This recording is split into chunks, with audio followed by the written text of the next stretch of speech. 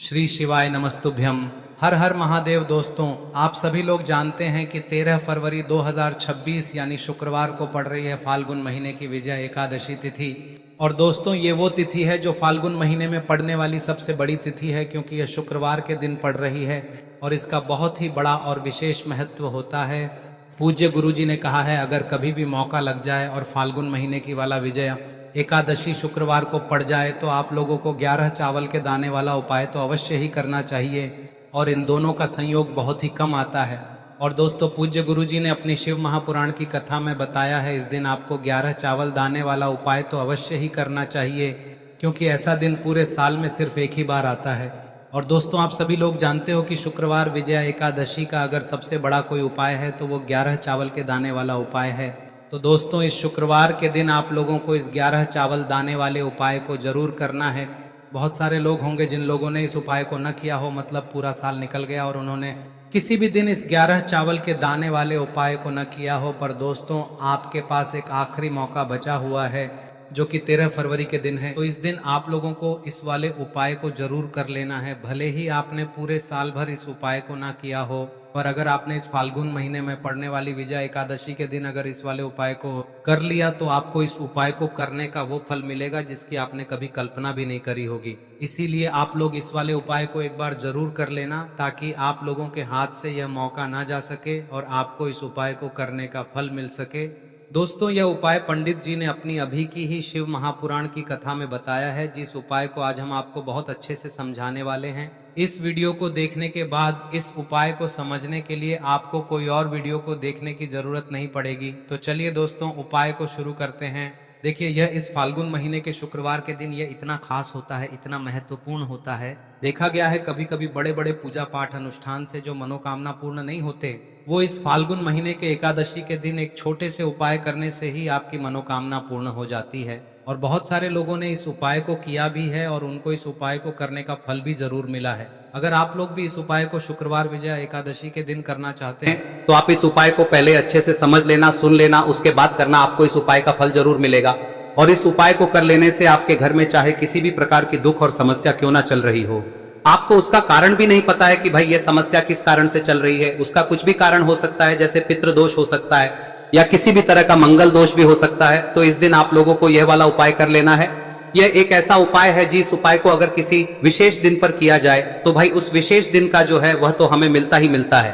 पर हमने उस दिन पर इस उपाय को किया है तो हमें उससे भी बड़ा फल मिलता है, और फल बहुत जल्दी मिलता है, क्योंकि आप इस उपाय को बहुत ही बड़े और विशेष दिन पर कर रहे हो। तो चलिए अब उपाय के बारे में बात करते हैं, लेकिन उससे पहले आप लोगों को यह जानना आवश्यक है कि आखिर यह उपाय किस समय करना है, किसको करना है और कैसे करना है। तो चलिए हम आगे आपको वीडियो में एक एक करके बता देते हैं। लेकिन उससे पहले अगर आप लोग हमारे चैनल पर नए हैं तो हमारे चैनल को सब्सक्राइब कर लेना और इस वीडियो को लाइक करके कमेंट बॉक्स में श्री शिवाय नमस्तुभ्यम ओम नमः शिवाय जरूर टाइप कर देना। और अपने फायदे के लिए, गरीबी दूर करने के लिए इस वीडियो को पूरा देखकर जाना, तभी आपको लाभ की प्राप्ति होगी।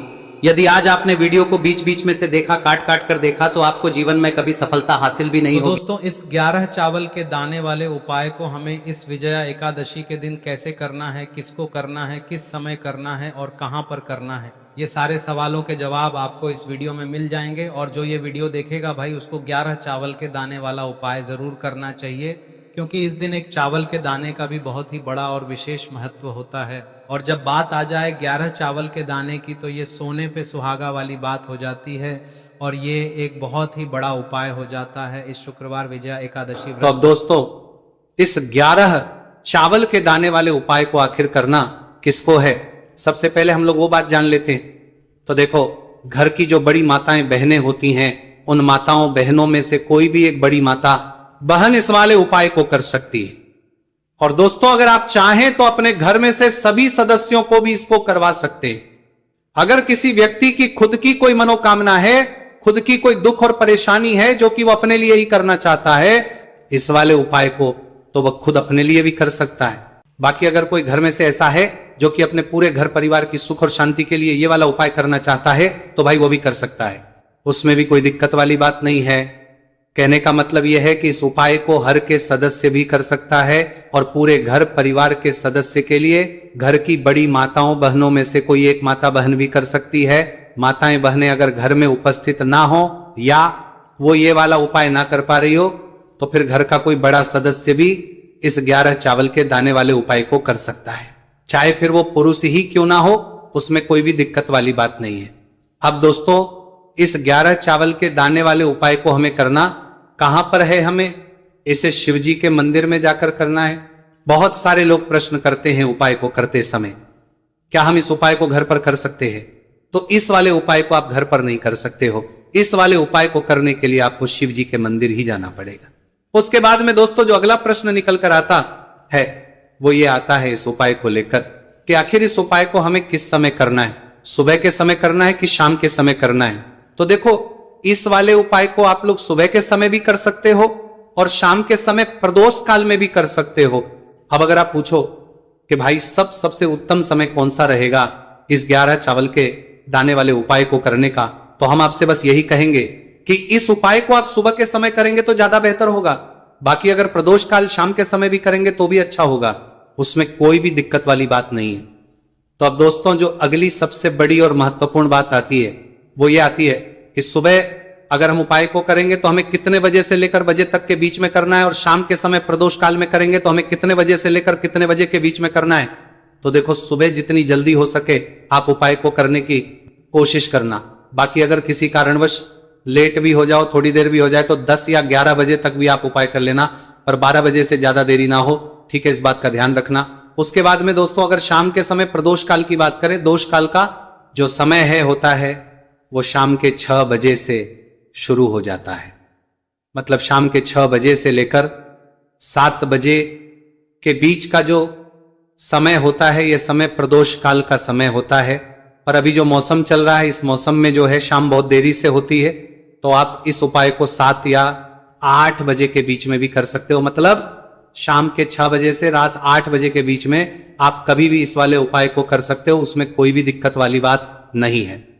अब दोस्तों यहां पर इस उपाय को लेकर एक और सबसे बड़ी बात यह निकल कर आती है कि इस 11 चावल के दानों को हमें लेना कहां से होता है और हमें इस उपाय को करने के साथ में क्या और कुछ भी सामग्री ऐसी होती है जो शिव जी के मंदिर लेकर जानी है। तो देखो यहां पर हम आपको बता दें, सबसे पहले आप लोग ये जान लो कि ये जो 11 चावल के दाने वाला उपाय है, सिर्फ और सिर्फ आप उपाय की सामग्री लेकर कभी भी शिव जी के मंदिर मत जाना, क्योंकि हमें भगवान के सामने ये नहीं दर्शाना है कि अगर हम भगवान शिव जी के मंदिर आए हैं तो अपने फायदे के लिए आए हैं। तो इसलिए जो भी पूजन सामग्री है, उपाय सामग्री है 11 चावल के दाने, इसके साथ में आपको पूजन सामग्री भी जरूर लेकर जाना है। देखो, अगर सुबह के समय उपाय कर रहे हो तो सीधी सी बात है, 1 लोटा जल तो आप लेकर जाओगे ही जाओगे। वही 1 लोटा जल अगर मिट्टी का जल हो तो बहुत अच्छा रहेगा। मिट्टी का जल कैसे बनाया जाता है इसके लिए हमने पहले से बहुत सारी वीडियोस बना दी है। आपके पास इस दिन एक आखिरी मौका रहेगा मिट्टी का जल शिवजी पर चढ़ाने का और उपाय को करने का, बहुत बड़ा आपको इस दिन फल मिलेगा। तो इसलिए इस दिन हो सके तो भाई मिट्टी का जल चढ़ाना, तो अपने साथ में कम से कम 1 लोटा जल तो आपको लेकर जाना ही जाना है। अगर मिट्टी का जल नहीं है तो घर का जल भी आप इस्तेमाल कर सकते हो। इसके अलावा जो भी पूजन सामग्री है, देखो 11 चावल के दाने ये अलग आपके रहेंगे और जो आपकी पूजन सामग्री रहेगी वो अलग रहेगी। पूजन सामग्री में आप जो भी चीज लेकर जाना चाहे वो लेकर जा सकते हैं, उसमें कोई भी दिक्कत वाली बात नहीं है। वही अगर हम बात करें शाम के समय की, तो शाम के समय शिवजी पर जल नहीं चढ़ता है, इसीलिए शाम के समय आप लोग एक दीपक तैयार कर ले जो कि गोलबत्ती का, आटे का, शुद्ध देसी गाय का घी का होगा है। इस बात का आप लोगों को ध्यान रखना है और इस दीपक को आपको घर से जलाकर नहीं लेकर जाना है, भगवान शिव जी के मंदिर में जाकर ही जलाना है। इस बात का भी आप लोगों को ध्यान रखना है। अब दोस्तों यहां पर हमें इस बात को समझना है कि ये 11 चावल के दाने हमें लेना कहां से है, क्या हमें दुकान से लेकर आना है या हमें अपने घर से लेना है या कहां से लेकर आना है और कौन से चावल लेना है, क्योंकि चावल भी बहुत प्रकार के होते हैं। तो देखो इन सभी सवालों के जवाब आप लोग एक बात में सुन लो कि भाई ये जो है इस उपाय में आपको ये नहीं देखना है कि भाई कौन से चावल है कौन से चावल नहीं है। बस जो भी चावल ले रहे हो वो चावल का दाना सबूत होना चाहिए, मतलब साबुत होना चाहिए, टूटा हुआ नहीं होना चाहिए, कटा पीटा नहीं होना चाहिए। ये बात आपको ध्यान रखना है। बाकी आपका चावल बासमती हो या सादा चावल हो या कोई सा भी चावल हो, उसमें कोई भी दिक्कत वाली बात नहीं है। तो सीधी सी बात है कि आपके घर के रसोई घर में जहां पर आप भोजन बनाते हो वहां पर जो भी चावल आपके उपस्थित हो उन चावलों में से अपनी 1 कटोरी लेना या एक मुट्ठी चावल अलग से निकाल कर रख लेना, क्योंकि हम 11 चावल ही यहां पर इस उपाय में लेने वाले हैं, तो हमें ये चावल के दाने गिनकर निकालने पर डटेंगे। इस बात का आप लोगों को ध्यान रखना है। तो अपने उस चावल की कटोरी में से या चावल में से 11 ऐसे चावल के दाने आप लोग निकाल लो जो कि टूटे हुए ना हो, कट्टे पीटे ना हो, जिनमें कोई दाग ना लगा हुआ हो, है ना। अच्छे साबुत चावल के दाने 11 दाने आप लोग निकाल कर रख लो और इन किसी भी एक कागज की पुड़िया में या किसी एक छोटी सी कटोरी में आप लोग रख लो, ताकि यह सुरक्षित रहे, आपके एक भी चावल का दाना इधर उधर ना हो और आपका उपाय भी पूरा अच्छे से हो जाए। तो भाई जैसे ही आपका उपाय की जो सामग्री है 11 चावल के दाने ये तैयार हो जाते हैं, उसके बाद में आपको जो भी अपनी पूजन सामग्री है सुबह के समय कर रहे हो तो एक लोटा जल या पूजन सामग्री जो लेकर जाना चाहो उसकी भी तैयारी कर लेना, और किस समय जा रहे हो तो भाई अपना जो दीपक है उसे तैयार कर लेना, ठीक है। और उपाय को करते समय शुद्धता का विशेष रूप से ध्यान रखना, ठीक है। सुबह सुबह स्नान करने के बाद ही उपाय को करने की आप लोग तैयारी करना। उसके बाद अगर शाम के समय की बात करें तो शाम के समय आपको स्नान करने की जरूरत नहीं है, पर शुद्धता का ध्यान रखना है। आपको स्नान तो नहीं करेंगे, आप हाथ मुंह धोकर भी इस वाले उपाय को शाम के समय प्रदोष काल में कर सकते हैं, इसमें कोई की बात नहीं है। तो आप अपने उपाय की पूरी सामग्री तैयार करके आपके पास ही में जो आपका शिव मंदिर हो वहां पर पहुंच जाइए। सबसे पहले शिव मंदिर में जाकर आप लोगों को उपाय नहीं करना है, पहले भगवान के दर्शन करना है, भगवान से आशीर्वाद प्राप्त करना है, फिर शिव जी की शिवलिंग के पास में आना है। शिवलिंग के पास में आने के बाद आप जो पूजन सामग्री लेकर आए हुए हैं, जैसे कि सुबह गए हुए होंगे तो एक लोटा जल और जो भी पूजन लेकर आए हैं आप उनसे भगवान शिव जी की पूजन कीजिए। सबसे पहले तो एक लोटा जल ही चढ़ेगा, उसके बाद में आपकी पूजन सामग्री चढ़ेगी। उसके बाद में अगर दोस्तों शाम के समय अगर आप इस उपाय को कर रहे हो तो अपने साथ में कम से कम एक जो दीपक है गोलबाती का जो आप अपने साथ में लेकर गए हो, उस दीपक को मंदिर में जाकर अपनी माचिस से जलाना है और उस दीपक को शिवलिंग के पास में रखना है, ठीक है। इस दीपकों के बाद ही आप लोगों को अपना ये वाला उपाय शुरू करना है, और दीपक को ज्यादा पास में मत रखना, वैसे भी गर्मी पड़ रही है, भगवान शिव जी को आंच नहीं लगनी चाहिए, है ना। तो भाई जैसे ही आपकी पूजा अर्चना हो जाती है आप भगवान शिव जी को प्रसन्न कर लेते हैं। उसके बाद में शिवलिंग के पास ही में आप कहीं पर बैठ जाइए, सामने या आसपास जिस जगह पर आपको बैठना हो वहां पर बैठ जाइए और अपने वो 11 चावल के दाने अपने सामने निकाल कर रख लीजिए, क्योंकि अब यहां पर करने की आपको तैयारी करना है। और इस तरीके से जब आप उपाय करेंगे पूजन सामग्री करने के बाद, पूजन अर्चना करने के बाद, तो आपको उपाय का फल बहुत जल्दी और बहुत बढ़ा होकर मिलेगा। तो अपने 11 चावल के दाने अपने सामने निकाल कर रख लेना, और ये जो उपाय है ये आपकी सीधे हाथ की हथेली से होगा, इसलिए इस बात का भी विशेष रूप से ध्यान रखना है। तो सीधे हाथ की हथेली का प्रयोग करके ही आप लोग अपना इस वाले उपाय को करना।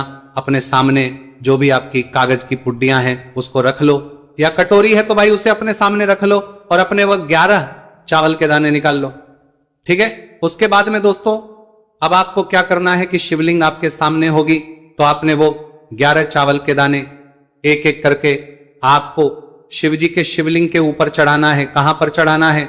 शिवलिंग के ऊपर चढ़ाना है, और कहीं पर भी नहीं चढ़ाना है, आपको अपने हथेली से शिवलिंग के ऊपर चढ़ना है। भले ही फिर वो अपने आप जलाधारी पर गिर जाए या मतलब वहीं पर गिर जाए, उसमें कोई दिक्कत वाली बात नहीं है, पर आप चढ़ाओ शिवलिंग के ऊपर ही। तो आपको क्या करना है, अपना पहला चावल उठाना है, श्री शिवाय नमस्तुभयम बोलना है और शिवलिंग पर चढ़ा देना है। इसी तरीके से दूसरा चावल का दाना उठा है, शिवलिंग पर चढ़ाना है और मंत्र बोल देना है, और फिर तीसरा चावल का दाना उठाना है, श्री शिवाय नमस्तुभयम बोलना है और चढ़ा देना है। इसी प्रकार से आपको पूरे 11 चावल के दाने एक एक करके शिवजी के शिवलिंग के ऊपर चढ़ाना है और भगवान से प्रार्थना करते जाना है। मतलब प्रार्थना तो आपको आखिरी में करना है, पर हर एक के दाने को चढ़ाते समय श्री शिवाय नमस्तु भयम जरूर बोलना है। उसके बाद ही में ये चावल का दाना शिवलिंग के ऊपर आपको चढ़ाना है। जैसे ही आपके 11 चावल के दाने शिवलिंग के ऊपर जाते हैं तो भाई उसके बाद में आपको क्या करना है, भगवान से अपनी मनोकामना बोलना है। मनोकामना भी कब बोलना है? जब आपका 11 चावल का दाना आपके सीधे हाथ की हथेली में हो और आप उसे चढ़ाने के लिए जा रहे हो,